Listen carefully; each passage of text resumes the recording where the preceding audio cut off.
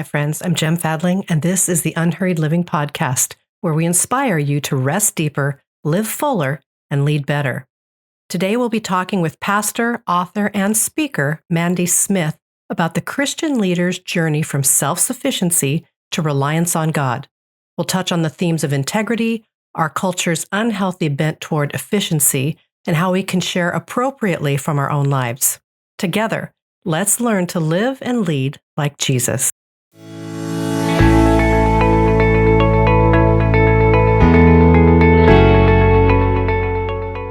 I want to begin with a quote from the front page of Mandy's website. I think you'll hear echoes of our own Unhurried Living themes.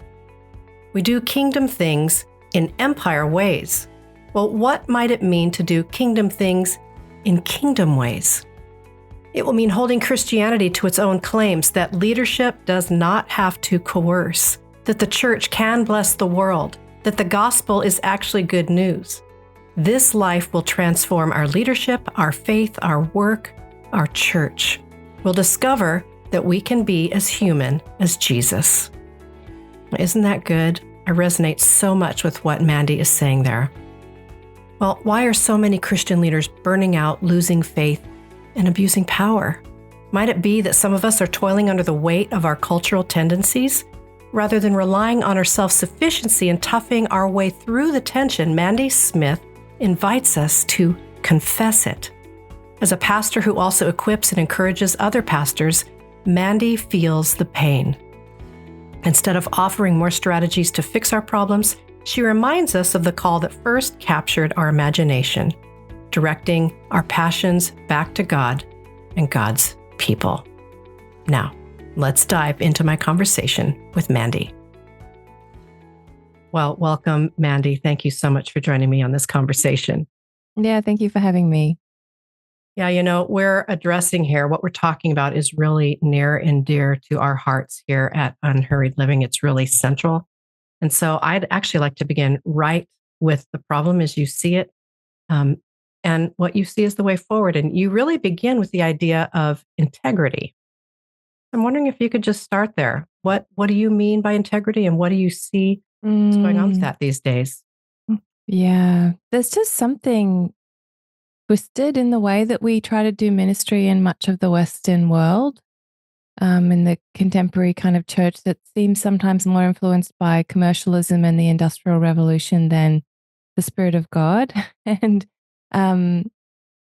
I just remember coming in, as a young leader and kind of being like, is anybody else feeling this? Like, what's wrong with me? In the beginning, I thought something was wrong with me because there were things I was being discipled in my personal walk with God that had a particular pace to them and a way of listening and following and never being given a 5-year plan. In my personal walk with God, that's not the way it usually works. And I don't know anybody for whom God, even for somebody like Abraham, he's like, you're going to do this major thing, but I'm not going to tell you every step of how it's going to happen.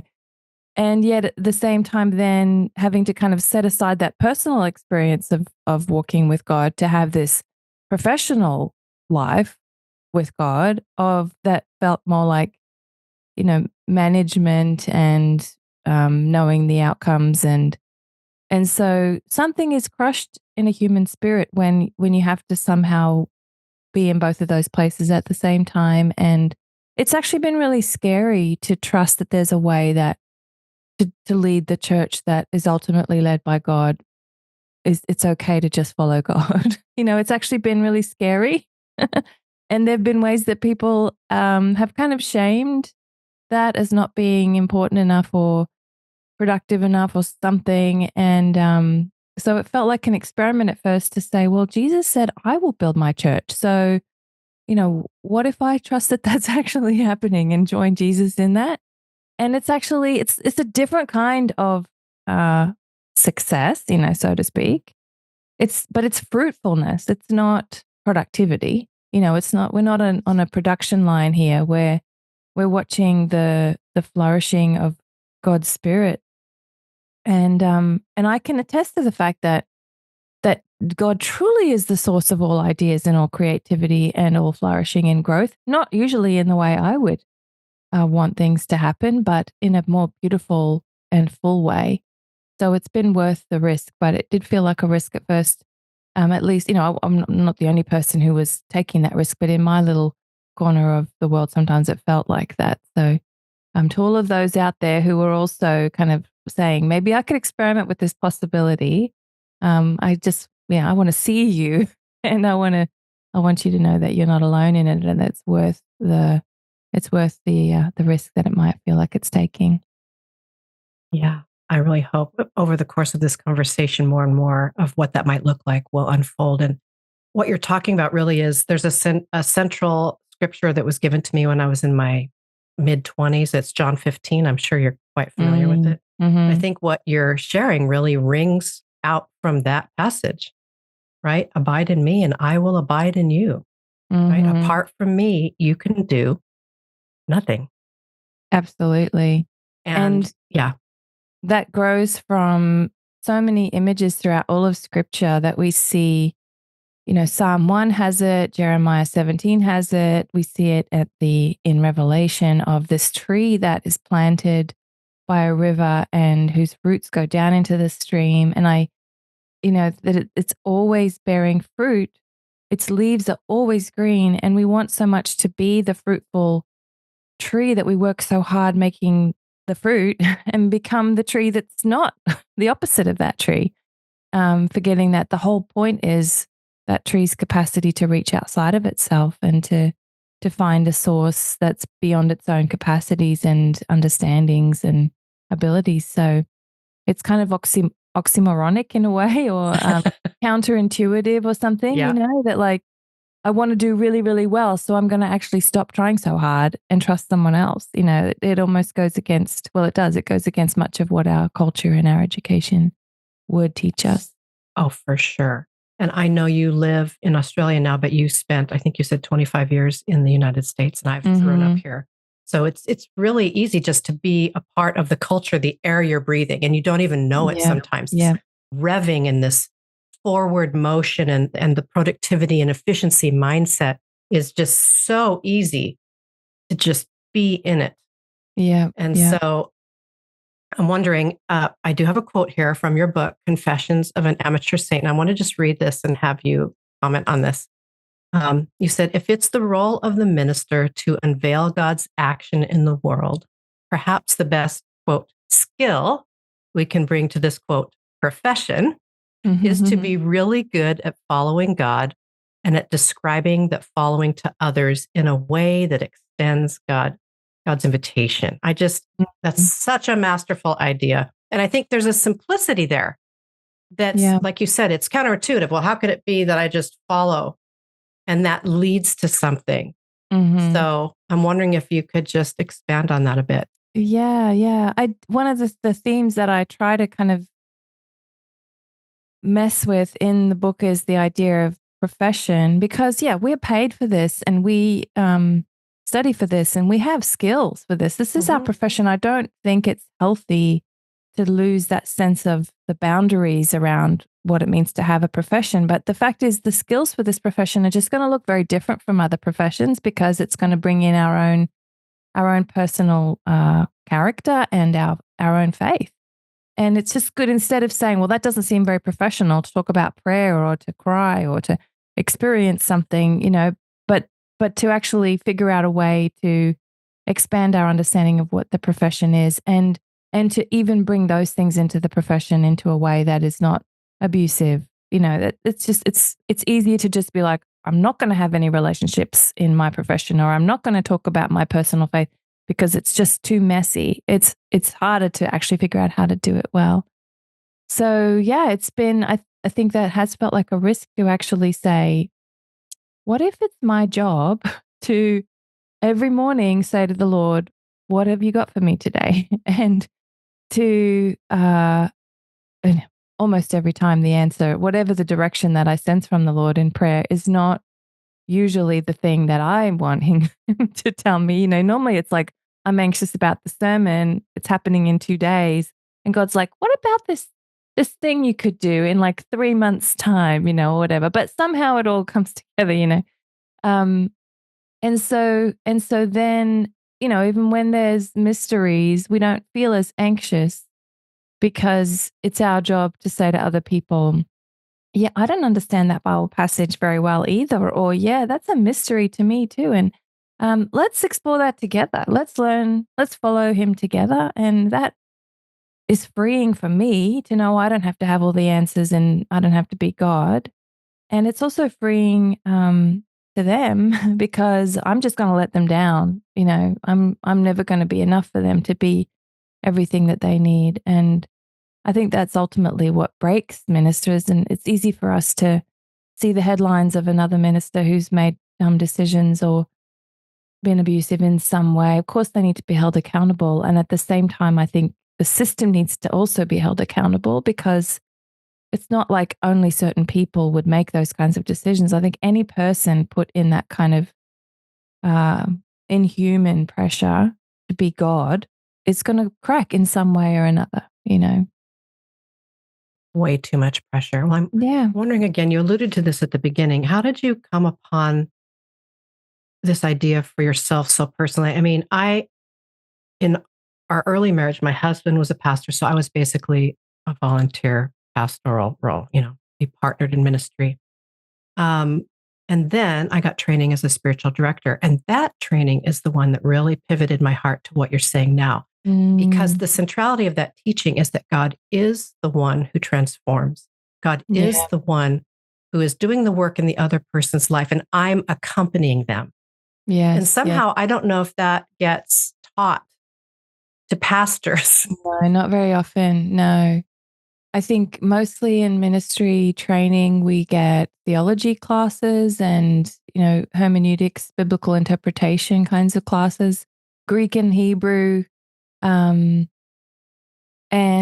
preaching, communication kinds of skills. There's not a lot. I think this is what I was trying to do with this book is figure out how do we bring our personal experience of God together with our professional experience of God. It's often kind of just assumed, well, you have your own faith and we're often encouraged, always you should have an active prayer life and your own stuff that's encouraged. And sometimes Bible colleges will have, small groups or something like that people are trying to keep that up alongside of their academic study. But as far as like, well, how do you then bring something from that into your profession? I don't remember anybody that I know ever talking about learning how to do that.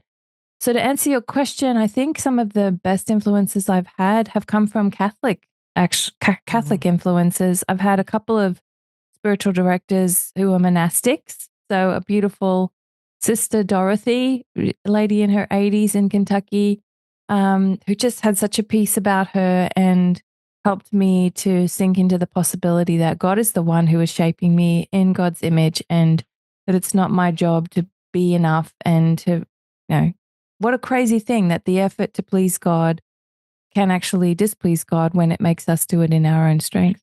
And Thomas Merton has been such an inspiration to me as well. I have a recording of by James Finley, who was with Thomas Merton in the Abbey of Gethsemane for a couple of years as a young man. And he now writes quite a bit and speaks about Thomas Merton's work. And so I have a CD book set of his that I would just listen to when I couldn't sleep, which was has been quite often in recent years. And so I think it's just kind of gone into my subconscious somehow of some of his words of trusting that the point is not for us to work our way into God's presence. The point is for us to stop trying so hard and acknowledge that He is already right here with us. That's our work, and the reason why Bible study and prayer and talking about God makes us feel God is close is not because God comes in and out according to our hard work, but because our work is to pay attention to the fact that He's already not just right here, but right here. What a beautiful possibility that He goes nowhere. So I think it's been a lot of Catholic influence that has helped me kind of try to imagine that beautiful possibility. Amazing. Yeah, James Finley is quite influential. Do you follow his podcast, Turning to the Mystics? Yes, I love it. I love it. Yeah. And just the sound of his voice is beautiful too. So Yes, so yeah. calming. He does some beautiful prayers at the end of some of his Lectio Divinas, and it's just so calming. I just love that. Yeah. It's good. I hate the thought that I'm about to say he's wonderful to fall asleep to, but not because Yeah. there's no content there. It's just it's so comforting, and Yes. it exudes the message. The message is more than the words, I guess I'm trying to say. Yes. Yeah. Oh, his method. Yes. The pauses he makes and how sometimes he'll even, what I love about it, this is a little bit of a tangent, but what I do love about it is you'll hear him even flipping the pages of the Bible in the background. Yes. And there's just something like you feel like you're really sitting with him, and he's beautiful. Yeah. Anyway, well, let's turn from turning to the mystics. I want to bring up a term that you put in here. I usually call it the machine. That's my term for it, but you call it McDonaldization. Well, that wasn't my word. There's a word. Yeah, there's a book about that. There's several books that talk about that. Yeah. But that makes sense. Of course, it's like the E-Myth, how to run a business. And so churches, I think, sometimes are trying to run like a business, but then you end up not being a good business or a good ministry. You can't, it's just so, but this McDonaldization idea is the cultural bent toward efficiency, predictability, calculability, you said, and the illusion of control. Yeah, that was your list. And I just thought that was so interesting. So maybe talk about that, and how is that keeping us from just this simplicity of followership that you're talking about? Yeah, I think it's short-sightedness of not really seeing what Jesus is talking about when he describes the kingdom. It's still wanting these big measurable outcomes. And of course, I mean, Jesus had thousands of people following him, and he did amazing, obvious miracles. And those things do happen. Like, I don't want in any way to say that big things are not spiritual things, because I think God does do big things. The question is, we can't control when he does the big things and when he doesn't do the big things. And, this Sunday, my heart was absolutely singing because, as a minister, I get to watch for the signs of the kingdom in really small places. And the thing that brought me home from church with my heart singing was that I watched a young man who I know about a year ago was wanting to end his life. And this Sunday, he was serving at the door while he was waiting for people to come. He had picked up a Bible and he was just reading from the Psalms, and he was singing a worship song. And then during the service, I saw him go and welcome a young man who was, a teenage boy who was there by himself, welcome him for the first time. And then as soon as the service finished, he marched the boy up to introduce him to the youth minister. And then during our coffee time after the service, he sat with another new person and told her his testimony and prayed with her. Like, that is just the most, like, my heart is just like, right now, even just to describe it. The kingdom is really at work in this young man. Like, it is powerful. He looks different. His face looks different than a year ago when he first just kind of stumbled into the church on a Sunday morning and saying, like, is it okay for me to come?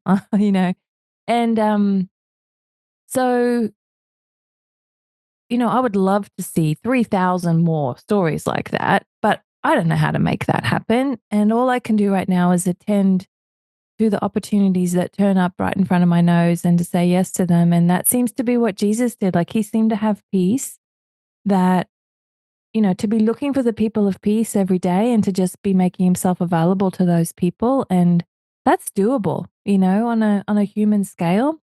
And sometimes that snowballs into some amazing thing that we couldn't have possibly predicted. But oftentimes when we want to have big outcomes, we plan, it's more of a production, it's more of a system, or more of a focus on programs. And, those things are amazing and do transform people. But it's just good. Sometimes along the way, I actually heard somebody say, they're a pastor in a really big church, which again, I don't think I don't want to say that it's bad to have big churches, but he said that when they talk about keeping track of life change, they have big spreadsheet, and it actually says how many baptisms did we execute this year? No, it just like even the language, shapes our culture and our way of thinking about things. So, um, there is a way for us to long for big things. Like I don't want to underestimate what God can do, and at the same time to trust that whatever big things God does, He knows we're human. We have to function on a human scale, and God's fine with that. He seems to love the way that that immense cosmic mysteries, transcendent possibilities somehow seem even more amazing when they come through ordinary human lives. So, yeah, but it takes some time. Like I still wrestle with that myself because we're in the water, we've been discipled by a secular culture that values the big measurable things. And one last thing I'll say, like I used to just say this, but now I genuinely believe it. And it's because it's good to remember, Jesus talks about the kingdom is the yeast in the dough, which is like, yeah. I mean, I've never thought, yeah, I really want to be compared to yeast, you know. But, if you did not want a lump of dough to rise, one tiny grain of yeast is going to mess with that entire lump of dough. Like, and there's no way you can get that yeast out of there again, And to just imagine, remember those first Christians, just this ragtag bunch of misfits trying to do the best they could. 100% of them are brand new Christians. There's no one who's been doing this for 50 years. And just, meeting in homes, serving their neighbors, praying and being faithful to the Spirit. And that movement has survived at the same time that the Roman Empire that was trying to squash them is no more. It had measurable, amazing, impressive things. It had fortresses, and it had, resources, and it had armies that could be measured. And that, in some ways, because it was so measurable, you can aim an arrow at something that's measurable. You can fight against a fortress. You can't fight against just a little group of people who are trying to just pray and serve. And, if you break down their house, they'll move to a different house. If you tell them not to pray, they'll just pray without telling you they're praying, So I genuinely believe in the power of the kingdom at work in human hearts and lives. And what a wonderful possibility that God sees that as the most powerful thing. Like when he left this earth as a human and said, okay, now I'm going to put something else into place that's going to be even more powerful than my own physical presence on this planet. Now it's in the presence of humans just living and praying and serving and expressing the kingdom through their very many gifts and voices all over the world. Like that's the thing. He was like, yep, that's the powerful thing. I'm going to invest in that. So I want to see that as powerful too. The idea that's coming to my mind is I'm just listening to you share that is I shared the idea of simplicity earlier, but almost like you're saying one soul at a time. Mm. One soul at a time. It makes me think of Mother Teresa, who was saying, just love the person in front of you, right? Mm. And I just really love what you're saying because you're asking us to sort of pivot and refocus and discern what it is we're measuring or counting or what we're trying to make count. Mm-hmm. Is that kind of what you're doing? Yeah. I mean, I want to pay attention to the things that God seems to care about. And, when he talks about fruit, it's not necessarily, it's messy. Fruit's messy. Yeah. And it takes a long time to grow sometimes. And we want to force it. We want to cram open the flower before it's even ready and get the fruit to just force the fruit out. But to be in the process, the natural process. And I mean, the world around us, if we're thinking about plants and fruit, it just grows. This stuff doesn't even need us to tend it. Once the seed hits the soil, it's like, watch out, it's going to do its thing. And then it's going to make a plant that's full of more seeds. It's going to make more plants. And it just has this force that life force in life that wants to keep producing and keep multiplying and keep growing. And that is actually more powerful than all of our industrial efforts, even though it just functions. We have to change our perspective in order to value it, because it functions in a very different way and its fruitfulness looks very different. Yeah. You've also, inside your book here, talked about us sharing our own real lives in the midst of what we're doing. And you're talking about boundaries, doing that authentically, but not overstepping. I'm wondering how you've learned to discern what to share from your own life. And what does this look like when you Probably. counsel or teach? Yeah. Yeah. Probably the hard way, probably by oversharing or undersharing. I'm a bit of an introvert, so my tendency is to undershare. And Ah, that also is a problem. ah, So I've had to discern, when there's an experience, I have to ask the Lord, what if this is for me and what if this is for me to share? And how do I share it in a way that is not bringing attention to myself, but bringing attention to you? And I have a bit of a chip on my shoulder about this thing I see where people assume that to say I is to talk about yourself for the sake of talking about yourself. mm, I've actually had people kind of call me out if I ever say, you know, here's what I'm learning.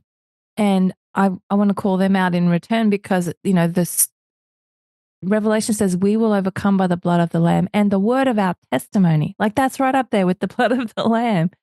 And so there is a way to tell your story in a way that's telling your story.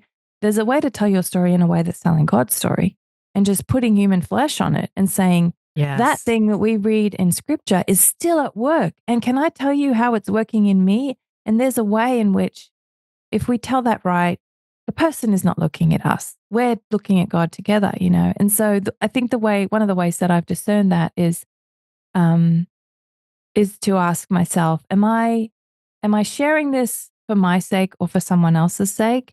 And am I not sharing this for my sake or for someone else's sake? There are times when I felt God ask me to share something. I'm like, oh, that is so uncomfortable. My whole book, The Vulnerable Pastor, is basically that of like, I'd rather come out, my first book, I'd rather come out saying, look how great I am as a pastor. I'm new to this. I want to prove to you how good I am. But instead, God was like, no, no, no.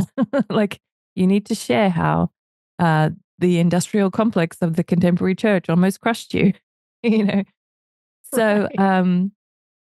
so what is the question? Oh, so there are times when like I'd rather not share, and at the same time, when I have let people in behind the scenes, either peers in ministry or people in the congregation, and there are different ways to share according to where they are. I've watched something transformative happen that not only blesses them, but blesses me to see, oh my goodness, is it really true that I might be having a bad day today, but if I just let somebody see how I'm praying, even in the thing that feels impossible, that's leadership too. To say, I really need the Lord today. Like we're leading people in following God together. What a crazy possibility that is. And one thing that also has helped me is to realize I kind of have a sliding scale in my mind of all the people who are in my life. And, at one end of the spectrum, we have a relationship with somebody like when we were a newborn baby, they're just there for us. The parent is just there for the newborn baby. The newborn baby is not expected to be there for the parent. And on the other end of the spectrum, when you're the parent, you're just there for the baby. You're not saying, I need you to be my friend and listen to my problems. And so most relationships are somewhere in the spectrum along that line of, I'm here for you and you're here for me. But, and so to discern that as a pastor is a kindness to people. It's not a condescending thing to say, you're just not in a place where it would help you for me to share more about this situation. And so usually further down the end of like, I'm here for you, but I'm not expecting anything from you is younger people who are new to faith, people who are in a really rough time in their own lives. And then further down the like, we're here for each other kind of spectrum is if they're older, if they're more mature in their faith, if they're in leadership in the church, if they're in a stable position. And so people actually, in my mind, kind of move on that spectrum somehow based on their life circumstances. And so, for example, if I'm coming to work and I've I've just had an argument with my husband and we haven't resolved it yet, and I'm just feeling kind of raw. If my first meeting with somebody that morning is with a peer in ministry, I might say, "Oh, can you just pray for us? Ministry marriages are challenging too. Let's pray about it." I'm not going to like have a counseling session, but it might be freeing for them to know, "Oh man, my marriage it's okay." We have these problems together. If my first meeting that day is with a woman who's older than me and who's been married longer than me in the church, I might say like, "Oh, how do you guys figure this out?" Without like, I'm not going to dump everything on her. I'm just going to say like, "How do you learn how to communicate in this way or whatever? And will you pray for me?" And then we'll move on. If it's like a 16-year-old from the congregation who I'm meeting with the first time that day, I'm just going to say, I had a really rough morning this morning, but God is good, and move on. The way that we can turn it back to God and show how we're relying on God in it, I think is a big difference. But to feel in any of those situations like it's my job to just pretend I never have any problems and we never have any arguments, that's not serving me and it's not serving them either. But to come into those situations and to like turn the meeting into a counseling session for me is also not appropriate. So, yeah, to answer your question, I'm still figuring it out, but those are some of the things that I've learned the hard way. Well, inside your book, Mandy, you've really got, I think, 7 chapters just where you're making your own confessions. But you're really talking about some internal desires that often overwhelm Christian leaders. And maybe can you share briefly just 1 or 2? And what could leaders do to avoid that path to burnout? Yeah. Yeah. The chapters are called things like, I want to feel successful and I want to look strong and I want to be well liked and things like that, that we all wrestle with. And so I'm really interested personally and in my writing of this book in just how we handle those day by day kinds of pressures because they're real. And so I'm really interested in the moment. Like I've said, we focus on these big headlines of when a pastor does something stupid or burns out. But I'm really interested in like what happened 2 years before that on a Tuesday morning when the sermon wasn't coming together and they just made a turning, and because I think we all have those moments every single day, maybe many times a day, because the work of ministry is kind of impossible. Like I think it's kind of supposed to feel impossible. It's built in so that we learn how to need God in it. And if we don't feel like it's impossible, I think something is wrong actually. So I often tell people, I'm not comfortable with this. Like I'm getting used to the discomfort of the fact that this work is impossible and beyond me. But that's just a sign that I need God. What does it mean? What does it say about me that I'm uncomfortable with the fact that I need God? I'd rather be self-sufficient. And so these moment by moment kind of instincts of, I just want to know the outcomes. I just want to feel strong. I just want to be successful. I just want to see miracles. I just want people to like me. It was just good for me for my personal journaling because these all began as just my journal, really. It was good for me to just name those because they come up so often so that I can actually say, this is a temptation to turn from God. And I've been discipled in that by my education and the rest of the world around me that, if you're feeling anxious, if you're feeling overwhelmed, if it feels impossible, that's just a sign you need to read another book, go to another conference, buy some product, work even harder, burn yourself out, basically. And I've tried that and it actually just spiraled. Like it just made me more anxious and didn't actually lead to more fruitfulness in my own life or in my ministry. And so it's good to just name that moment of temptation and the lies that we hear from the enemy there, and to be able to name that as it's a temptation for that branch to disconnect from the vine and to try to bear fruit on its own. What a beautiful image Jesus has given us. How ridiculous it is to imagine a branch. I'm like, I'm off on my own. I'm going to somehow bear some fruit anyway, and an invitation to say, no, I am plugging into that vine. I am choosing again, or to be that tree. I'm setting my roots out down into the soil, trusting that I'm going to find that stream and that it's going to be the source of everything that I need. but it goes against our self-preservation instinct. It goes against so much in our culture. This is like a salvation moment, a death and dying kind of thing. It's not just like, oh, I want to be good at my job and I need to find a skill to make me good at my job. This is a like, I'm coming to the end of myself. I'm being confronted with my own human limitation here. And how I choose to respond to that is going to decide if I move towards God or away from God. And it's good to acknowledge how secular we actually are in our habit, that our instinct in those moments is to do so many things that are not including God. And yet here we are claiming to be people who believe in God. And so in the book, I kind of name all these secular habits that I have of trusting in my own self in those times of crisis. When it really gets, when the rubber really hits the road, when things are really intense and I really need something that's powerful, I often look to myself, and that only leads to drying up and withering, and that the only places that I've genuinely seen fruitfulness, not that like suddenly because I started talking to God, everything is better, but here's what I think happens, and we see this modeled so beautifully in the Psalms. For example, I'm in my office, I'm working hard on a sermon for Sunday, but I haven't been able to sleep well last night. There's some kind of personal issue in my family. My heart is heavy. I can't focus. But I've got this thing. I have to speak for 25 minutes on Sunday morning, whether I'm feeling great or not. And there's this temptation to just stew on it, to just work harder, to stay at my keyboard. And if I can stop long enough to just look to the sky, step away from my computer for a minute, and say, "Oh, that's right. I probably should talk to God here." I begin venting to God about the sermon and how tired I am and why would he give me a job that's so impossible, and I don't know how I'm going to do this, God. And somehow in the middle of this prayer and this venting, I'm thinking like I need this thing. I'll only be okay if I write this sermon.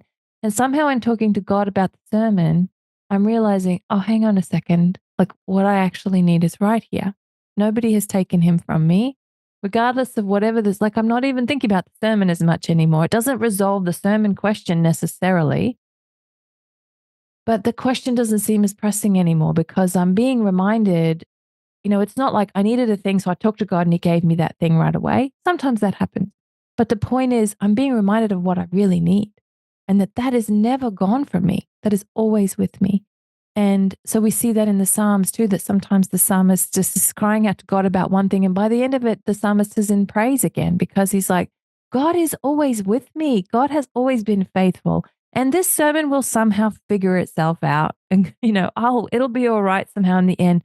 But the thing that I thought was going to kill me is not going to kill me because the Lord of all the universe is not just with me, but within me and comforting me and guiding me and giving me everything that I need. And there is such a wealth of every resource, every idea, every creativity, everything that I need is right here. And I am calm again as that branch that's connected to the vine that has the sap of life flowing through it once more.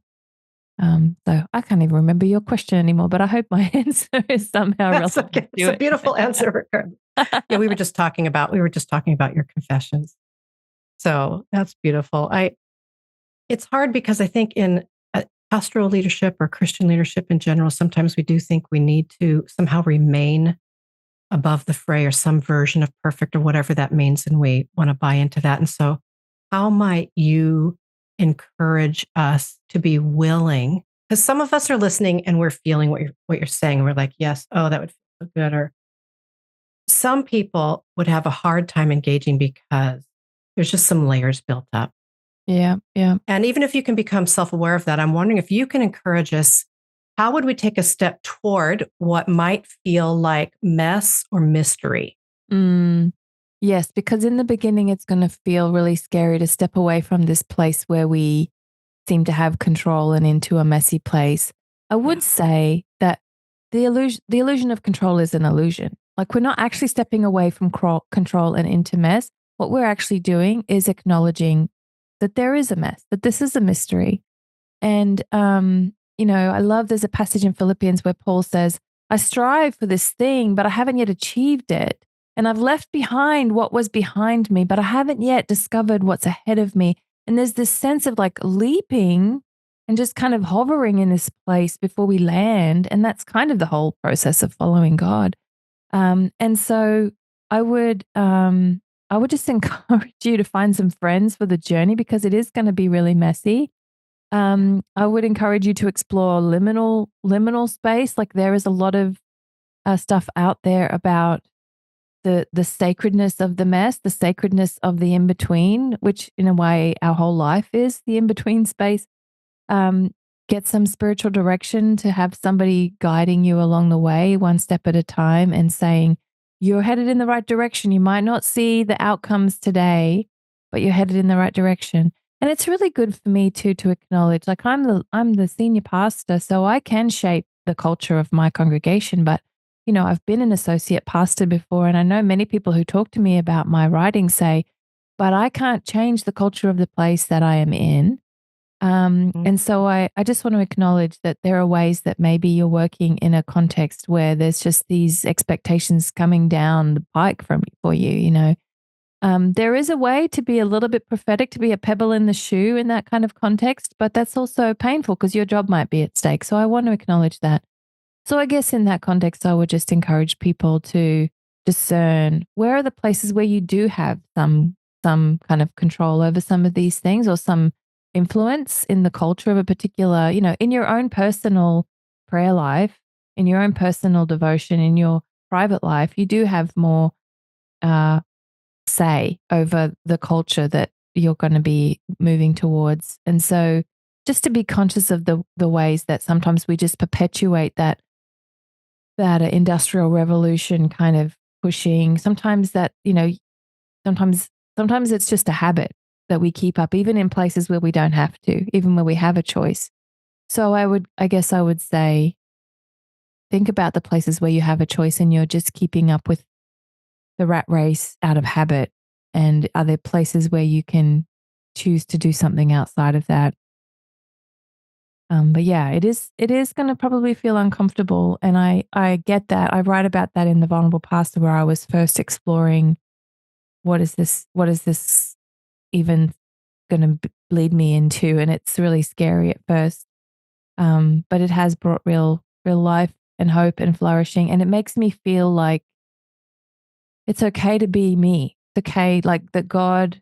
It's just been a healing for me to acknowledge that God is not confused or he's not surprised to find that he's called human beings, limited human beings, and that actually he sees us as glorious.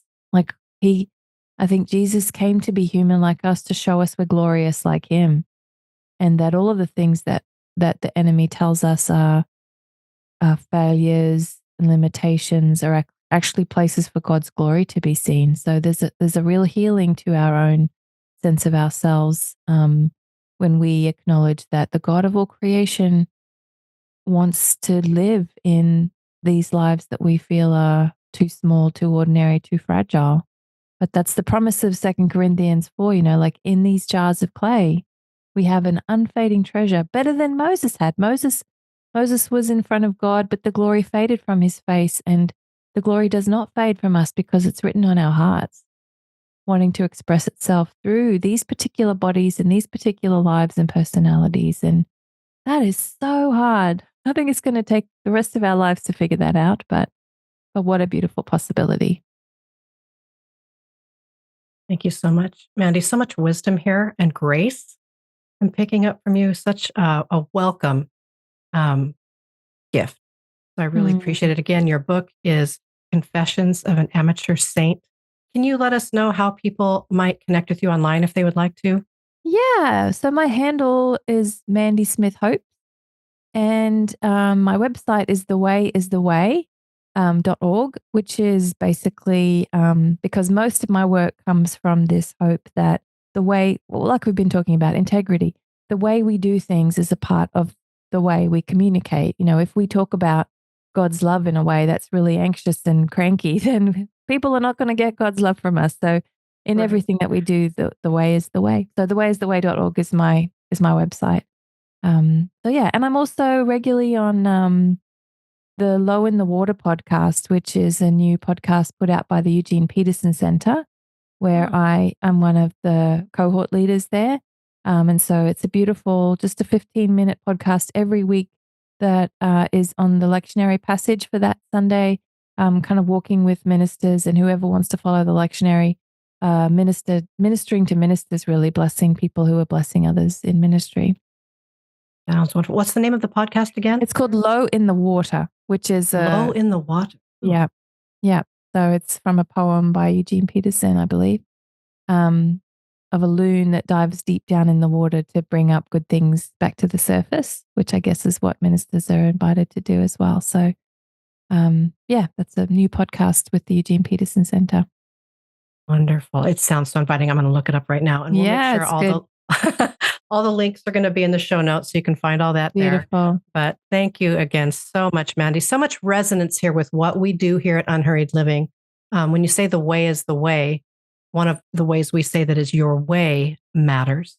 Beautiful. And so much resonance. So thank you again for saying yes to this conversation. Thanks for having me. It's been so rich.